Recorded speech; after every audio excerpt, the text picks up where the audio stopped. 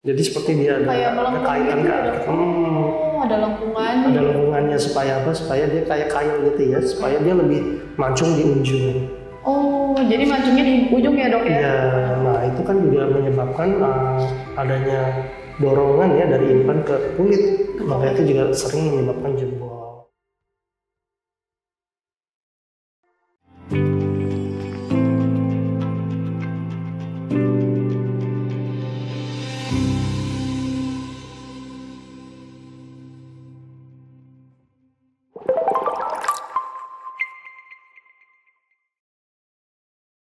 Hai sahabat Indrayana, selamat datang di podcast Klinik Utama Dr. Indrayana. Bersama saya Tasya, nih kembali lagi kita akan membahas topik yang sangat menarik nih buat sahabat Indrayana yang mungkin mau cantik, mungkin mau terlihat lebih menarik. Nah, kita akan membahas topik mengenai implan hidung murah yang bahaya banget ternyata sahabat Indrayana. Bersama dengan Dr. Kori Hali, dokter spesialis bedah plastik di Klinik Utama Dr. Indrayana. Halo dok, selamat siang dok. Selamat siang Sobat Indrayana.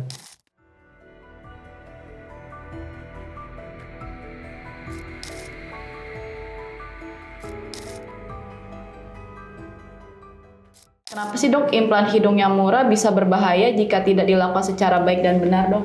Nah, jadi pokok permasalahan bukan karena implan yang murah ya. Iya.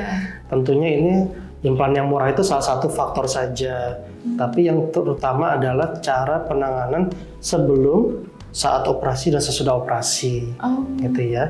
Jadi kalau tahap pertama untuk keamanan para sahabat Indrayana untuk melakukan operasi hidung adalah menentukan fasilitas dan dokter yang memang berkompeten dulu. Berkompeten dulu itu paling utama ya dok ya. Tentunya nanti hal-hal seperti kayak implan nanti akan diusahakan diupayakan implan yang baik, yang steril dan pengerjaannya juga yang steril dengan fasilitas yang memadai. Nah, mudah-mudahan semua itu bisa mengurangi resiko implan jebol ataupun terjadi infeksi. Gitu. Jadi itu ya dok ya harus diperhatikan ya, dinotis ya dok ya. Betul. Baik. Perbedaan tindakan operasi hidung dengan implan dan tulang rawan apa sih dok? Baik sekali. Jadi itu jenis-jenis operasi ya. Jadi nanti pada saat konsultasi dengan dokter yang akan melakukan, jadi nanti akan dijelaskan adanya jenis-jenis tindakan yang bisa dilakukan pada pemancungan hidung ya. Yang pertama adalah melakukan dengan implan. Tentunya ini bukan implan sembarangan ya, ini implan medis silikon gitu ya. Jadi ya pasti nanti ada daftar sudah tertera pada daftar edar ya di BPOM ataupun di Kemenkes ya, yang aman untuk dipakai pada manusia gitu ya.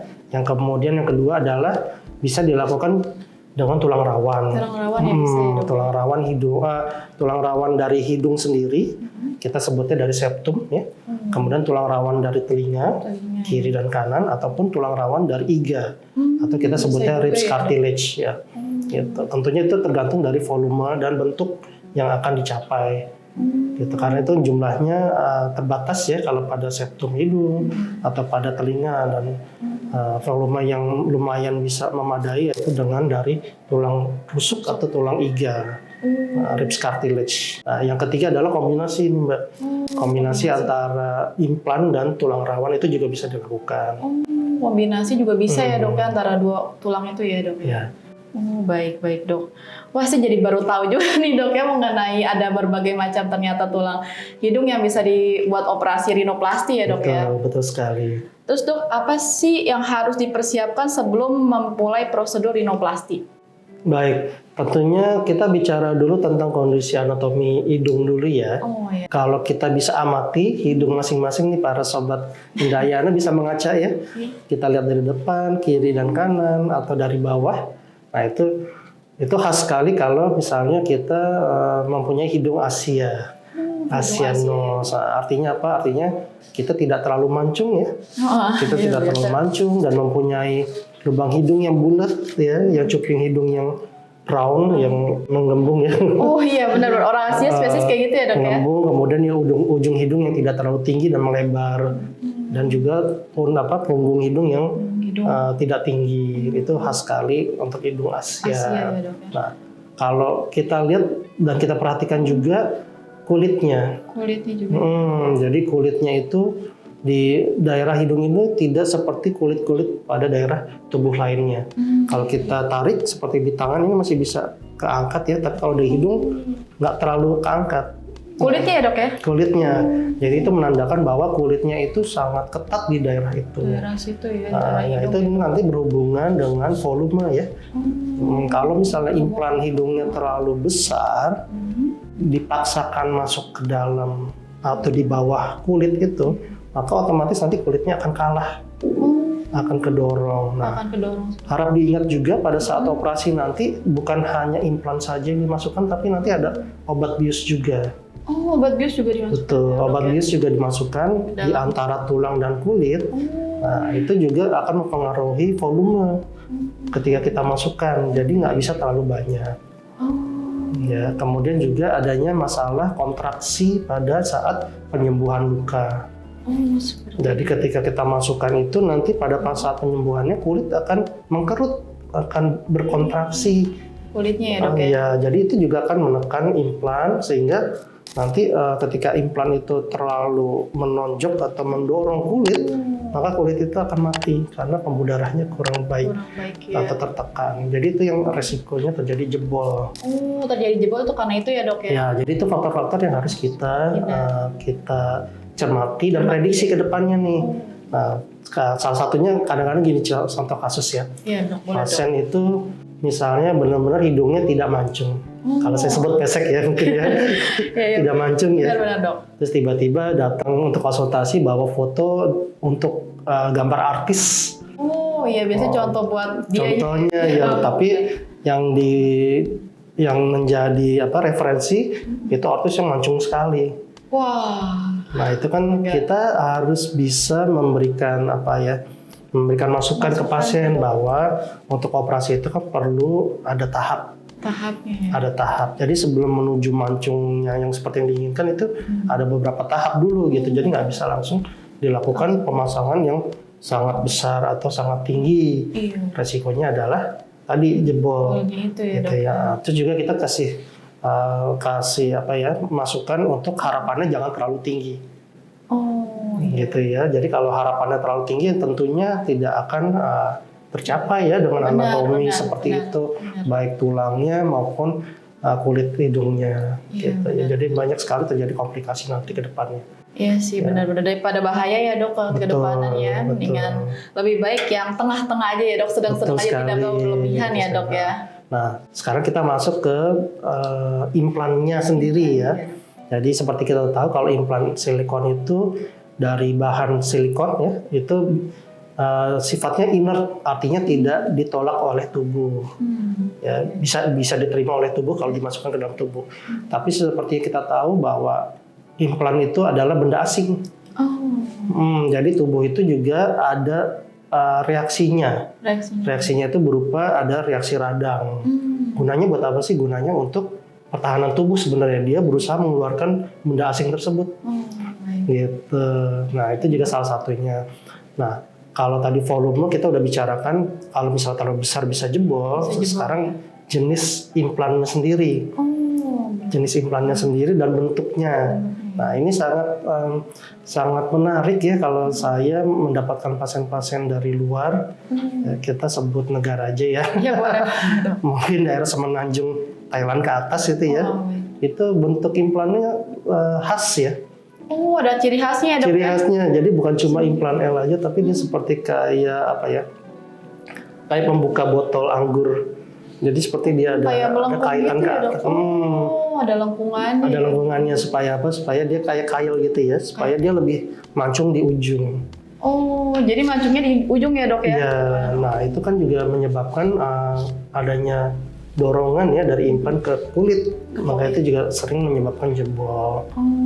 gitu ya. Tapi itu saya baru dapat dari yang dari luar aja. Dari tapi luar ya, kalau dari Indonesia belum ada. Oh, belum ada yang pengen kayak gitu. Role modelnya belum Ya ada. bentuk implannya tidak ada yang belum ada yang seperti itu. Belum ada yang seperti itu ya, Dok ya. Yang ketiga tentunya bentuk implannya sendiri. Untuk implan kan juga ada yang bentuk L, jadi seperti ini L. Kemudian ada bentuk I. Nah itu juga bisa kita kombinasikan dengan tulang rawan nanti. Kalau yang I ya. Kalau yang L sudah masuk ke dalam.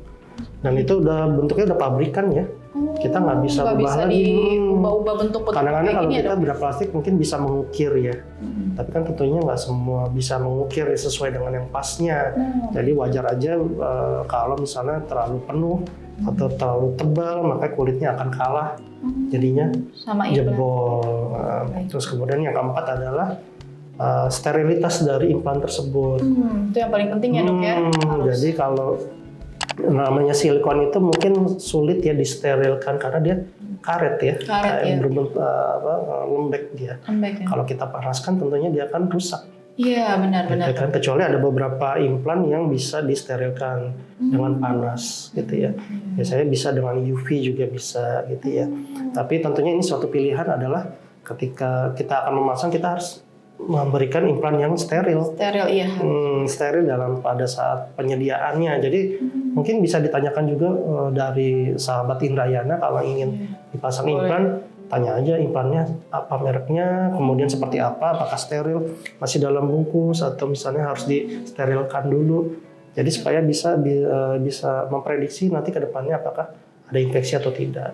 Gitu. Jadi emang harus dipersiapkan dengan matang ya, Dok ya, Betul. kalau misalnya mau rinoplasti ya, Dok ya. Betul. Jadi itu hak juga sebenarnya, hak dari pasien, pasien juga pada saat berkonsultasi menanyakan implannya mereknya apa atau bentuknya seperti apa. Nah itu nanti didiskusikan dengan dokternya. Nah dari situ nanti kita bisa menyesuaikan harapannya. Seperti tadi, kalau harapannya terlalu tinggi kan susah. Benar, Dok. Gitu ya. Benar. Jadi kita menyesuaikan dulu seperti apa sih yang sesuai dengan proporsi dari anatomi setiap pasien, seperti itu. Oh, seperti itu ya, Dok. Wah, berarti banyak banget ya, Dok, yang harus dipersiapkan ya, berarti Betul untuk sekali. tindakan rinoplasti ini ya, Dok ya. Betul sekali. Nah, Dok, kalau misalnya implan hidungnya tidak sesuai, apa bisa diperbaiki, Dok? Nah, baik. Jadi kalau untuk tindakan sendiri, tentunya kita juga harus paham bahwa operasinya saja tidak single ya. Misalnya hanya operasi saja itu tidak menentukan hasil. Tentunya ada upaya juga ya. Jadi di mana setelah operasi itu kan pasien harus menjaga kondisi hidungnya ya. Pertama jangan dipegang-pegang, kemudian jangan dikucek-kucek dipencet-pencet ya pada awal-awal itu. Nah, biasanya pada 5-7 hari pertama tidak boleh kena air dulu. Tidak boleh kena air ya, Dok? Tidak boleh dimasukkan sesuatu kayak cotton bud atau jari ya. Jari juga nggak boleh ya, Dok? Nggak boleh. Jadi nanti yang membersihkan adalah dokternya. Berarti Ya. kalau hidungnya gatal gitu, Dok, gimana? Jangan Nggak bisa- diapa-apain, jangan Tetap diapa-apain. nggak bisa juga ya. Termasuk posisi tidur juga. Posisi Ya, tidur juga jangan ya, termasuk. tengkurap, jangan miring, jangan tertekan dulu gitu ya. Dan kalau bisa setengah duduk supaya supaya bengkaknya bisa berkurang. Bisa berkurang ya, Dok ya. Kemudian juga kalau mau melakukan kegiatan olahraga ya juga harus diperhatikan. Kalau mau berenang ya tentunya harus lebih dari 1 bulan atau 1,5 bulan, termasuk nge-gym ataupun olahraga berat. Ya. Berarti kalau misalnya kita operasi hidung itu nggak boleh cuci muka gitu, boleh nggak, Dok? Untuk 5-7 hari pertama sih kalau bisa dihindari. Berarti nggak boleh sama sekali ya, Karena Dok, itu ada cuci luka, muka ya? karena ada luka di situ. Iya. Nah, termasuk make up juga kalau bisa di atas 2 minggu baru bisa make up. 2 minggu. Karena itu kan nanti kontaminasi dari bahan-bahan make upnya bisa masuk ke dalam luka jadi infeksi. Tapi kalau misalnya Jadi pakai radang. moisturizer gitu, Dok, boleh nggak? Baiknya tetap dihindari aja kalau Tetap yang dihindari juga karena ya? benda-benda itu kan mengiritasi ya. Iya. Kalau kulit masih utuh tidak teriritasi, cuma kalau sudah ada luka itu bisa mengiritasi sampai infeksi. Berarti juga nggak bisa juga ya, Dok ya, untuk moisturizer dan yang lain-lain. Ya, sesuai dengan rekomendasi dokternya gitu ya. Dokternya juga ya. Jadi nggak ada sesuatu yang instan ya, para sahabat Indrayana harus ada prosesnya, di mana prosesnya kering dulu. Kering dulu ya. Nah, kalau kita bicara penyembuhan tentunya di atas 4-6 bulan sampai setahun ya. Lama Itu juga. betul itu proses. Jadi itu nikmati aja prosesnya. Karena itu kan suatu bentuk dari apresiasi kita terhadap organ yang barunya kita itu, acceptance-nya, penerimaan kita ketika kita menerima anggota tubuh yang baru. Nah itu kalau secara insan pasti kita nggak menghargai, nanti minta rubah lagi gitu. Tapi kalau kita bisa menikmati recovery-nya, menikmati proses penyembuhannya, tentu bisa lebih menerima kondisi barunya. Kondisi yang baru ya dok ya. Betul. Nah dok, pesan untuk sahabat Indrayana di rumah yang mau tindakan rinoplasti apa sih dok? Baik, jadi para sobat Indrayana yang ingin melakukan rinoplasti harus menyadari bahwa tindakan itu bukan sesuatu yang emergensi, ya kan? Tidak sesuatu yang harus diburu-buru. Jadi masih ada waktu untuk melakukan research atau melakukan informasi, mencari dokter ataupun klinik yang mempunyai kompetensi untuk melakukan rinoplasti.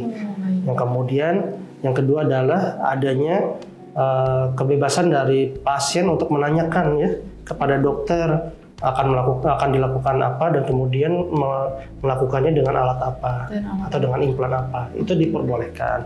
Bahkan untuk second opinion pun silahkan ya, supaya nanti bisa informasinya itu lebih lengkap dan juga bisa lebih mantap untuk melakukan tindakan. Ya dok, aman juga ya dok ya, aman dan Insya Allah aman ya kalau sesuai dengan SOP atau standar prosedurnya, kemudian juga pemilihan fasilitas dan dokter yang memang kompeten. ya dok. Yang ketiga, selalu mengikuti rekomendasi dari dokter ya, bahwa operasi itu bukan sesuatu yang instan ya, bukan sesuatu yang bisa cepat langsung kelihatan bagus, karena dia perlu proses penyembuhan.